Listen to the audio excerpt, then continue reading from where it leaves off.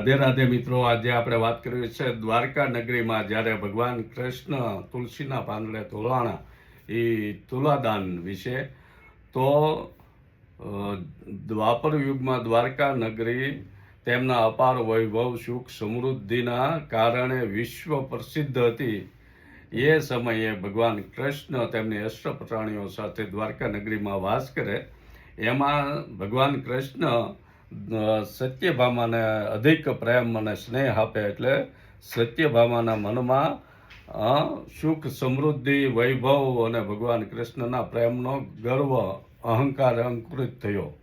જ્યારે માણસના જીવનમાં અહંકાર આવે છે, ભક્તના જીવનમાં, ત્યારે કોઈને કોઈ રૂપે સંત તેમના જીવનમાં આવે છે. એમ નારદજી તે સમયે ત્રિકાળ જ્ઞાની ફરતા ફરતા દ્વારકા નગરીમાં આવે છે અને તેઓ ભગવાનના દર્શન કરીને સત્યભામાને જોવે છે. તો એને એમ થાય છે કે આ દેવી સત્યભામાનો આપણે ગર્વ ઉતારવો જોઈએ.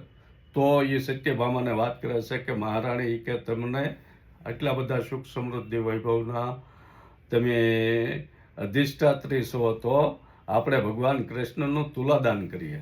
એટલે સત્યભામા આ પડે છે અને ભગવાન કૃષ્ણને કાંટામાં એક પલ્લામાં ભગવાનને બેહારે છે અને એક પલ્લામાં દેવી સત્યભામા દ્વારકાનો ખજાનો, હીરા, મોતી, માણેક, મણીઓ એક પલ્લામાં મૂકે છે. પણ ભગવાનનું પલ્લું તો ભારે ને ભારે જ રહે છે. સત્યભામા ખજાનામાંથી બધો હીરા, મોતી, માણેક ખજાનો ખાલી કરી દે છે, છતાં પણ ભગવાન કૃષ્ણનું પલ્લું સહેજ પણ ઊંચું થતું નથી.